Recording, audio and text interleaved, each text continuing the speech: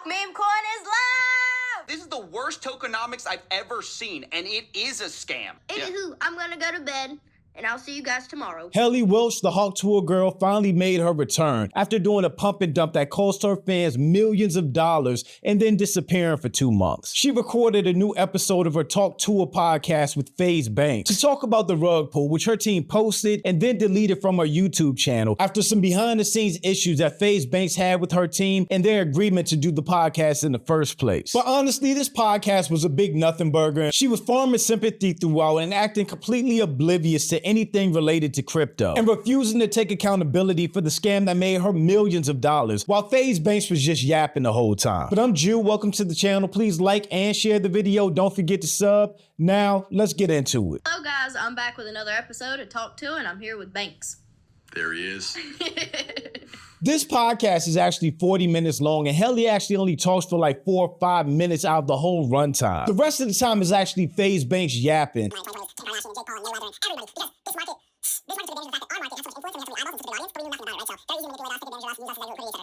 I had no clue how much of a yapper he was until this podcast. And he actually brings 2 of his crypto buddies to talk about crypto. But I think what everyone really wanted to hear from this podcast, from Helly's first appearance in 2 months, was her taking accountability and apologizing for the rug pull, which she does neither. In an interesting position right now, and I feel like it's my duty to come on here and talk to you. You seem like a sweet enough girl, and I feel like I know more or less what happened with you. We're going to get into all that. I brought a couple crypto nerds with me. We're going to sit down and talk. Teach me. Yeah. This whole discussion is really weird. They're talking to her and babying her like she was a victim that got rug pulled and lost money, when that's not the case. Even if she didn't make a dime off the Hawk rug itself, she still got paid $125 up front with another $200,000 on the back end. And on top of that, she was given another 5% of the token itself. So she made a bag. She is not the victim, and she's not the person that deserves to be crying. It's actually all the people that believed in her, that bought into her, that lost money, that deserve to be crying. Yeah, no, I feel good. How do you feel? I don't know, I'm still a little shook up about it. How was the nap? It's a very long nap. Previously on Dragon Ball Z. But just in terms of the fact that there's fees that are being generated, there's an actual, like, Hey source guys, of income. I hate to interrupt you, Nick. Hello there. But anywho, I'm gonna go to bed, and I'll see you guys tomorrow. Okay. I guess we're talking over here. That's what sucks about it, too. I had to read that off a phone and, like, put it in my words. And I was like, anywho, I'm going to bed.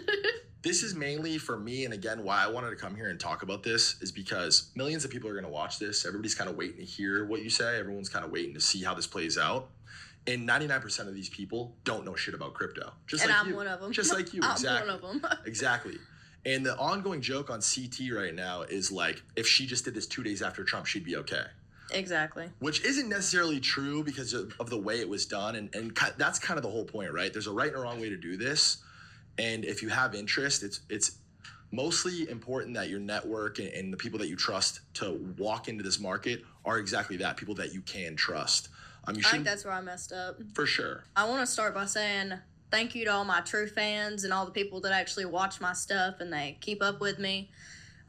We're trying to sort out all the pieces and stuff to like get all this figured out and make everything right. Oh my God, I'm gonna cry. No, don't cry, don't cry. Perfect time to apologize to the people that actually got rugged, that believed in her, and that lost everything. But nope, she never apologizes. Don't cry, everything's gonna be good. We're gonna be good. It rolled out. Don't cry, Haley. It's fine. It's all gonna be okay. Life is gonna be okay. Oh, Haley, no. Oh, don't do that. No, don't stare at me. No.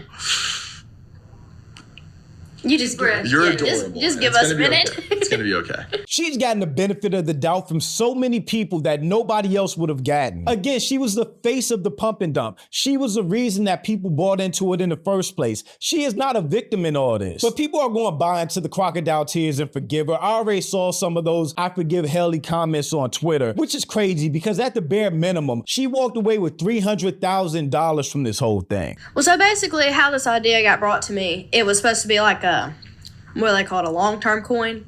And the guy that ran the account, he was like, oh, we're going to change like the way everybody thinks of crypto. Crypto is going to be a good place. And I feel really bad for all the people that got affected by it. And it just didn't go the way I planned. Again, if you feel bad, then apologize. People have waited months to hear what Helly has to say about it, for her to take accountability and apologize, but she's just not doing it. And all the money out of this episode is getting donated to all the animals that have been affected by the fires up here. And I'll match it. Completely tone deaf. I love animals as much as the next person, but giving away money to animals is not helping the people that got rugged. How did this all happen? So Explain. this idea got brought to me like months ago, and I was kind of, I don't want to do that. I don't know anything about it, and I've never heard the space is a good place to be. So I was like, I don't know about it, which we trusted the guy that come to us. Yeah, that's a lie. We saw how excited she was pitching her meme coin to Mark Cuban. Do you do anything with crypto? Yeah, I do a lot with crypto, actually. I've got a shit ton of Bitcoin and Ethereum. But yeah, I've had most of it for a long time. Yeah, so it's worked out really well for me. Oh, yeah, if I launch a meme coin, can I give you some tokens? Yeah, I'll give you my wallet. He was a friend of, I don't know, a friend of a friend, I guess you can put him.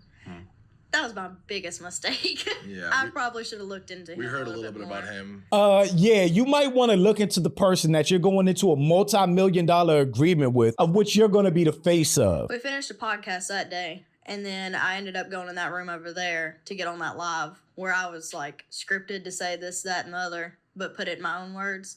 So I done that, and then that's when you got on and you were asking him questions and he couldn't answer them. So I was like, okay, something's wrong. He can't answer a simple question. If that's the case, and she already felt weird about the guy running the project, he couldn't answer any of the questions when they went on live, then why was she so aggressive and antagonistic to Coffee, who was just asking common sense questions? Happy to answer any I questions. have questions. I have questions. I'm raising my hand. Hey, guys. What CoffeeZilla? Hey, this is one of the most miserable, horrible launches I've ever seen in my life. Okay, then why the fuck are you on? And then CoffeeZilla got on there. Scary guy, let me tell you. Don't ever want to have a conversation with him. We're a little bit more charitable than Coffee. I think Coffee kind of has a little bit of disdain for crypto in general. It's crazy how she keeps trying to demonize CoffeeZilla, who's out here doing the Lord's work, just trying to call out scammers. But Coffee definitely, like, you know what I mean? He's definitely asking the right questions. It's the way that he asks them, maybe, is why you guys can't really find a spot to like talk or have like any sort of conversation with each other. He's such a scary guy. Coffee is a little scary, but it's okay. He means well, though. Coffee just doesn't care about her trying to act like a victim. Well, see, that's how it got brought to me. It was supposed to be done the right way. Like, it was going to be good. Like, half the money, it was supposed to go, like, into my charity. That's really why I agreed to do it. Just for the simple fact, putting money into that. It was a way to, like, get all my community gathered up together. It was just, I don't know. It was brought to me in, like, a positive way. Like, it was going to be something good and long-term, but it didn't go that route at all. It's greed more than anything else for all the celebrities doing this. Helly Welch was on top of the world making millions of dollars, had a really successful podcast with high-profile guests, was selling merch left and right, getting paid for appearances, all from a 15-second meme. She was being greedy to get into a meme coin and take advantage of her fans. It's that simple. So the deal, I can speak to that. So the deal that she did was like a brand image likeness deal where they paid her $125,000 up front. They were supposed to pay her $200,000 after the launch of the coin within 30 days. There was a 10% allocation of the token. Of that 10%, half of that was supposed to go to the company that created the project and half was to go to her. So out of 100% of the token, she would have had 5% at the end. Again, no matter what, she walked away with $325,000 and was given 5% of the token on the back end. All the structure you just described, what happened to all that? It's not like it has dissolved.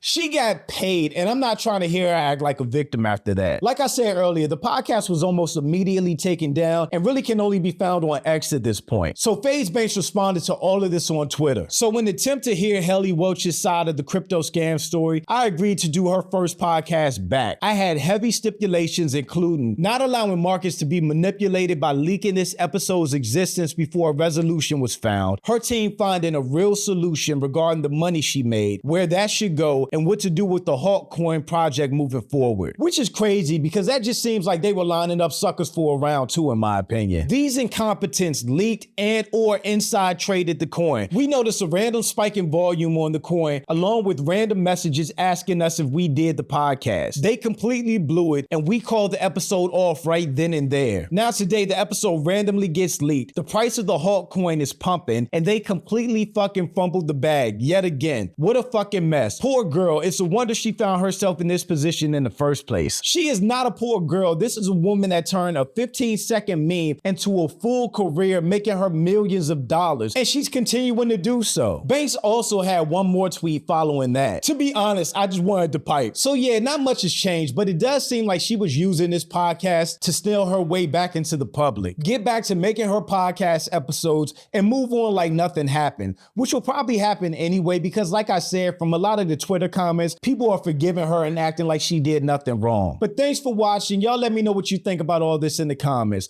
Also, make sure you check out the next video, and don't forget to follow me on Instagram for some behind the scenes and just life stuff, and I'll catch you next time. Peace.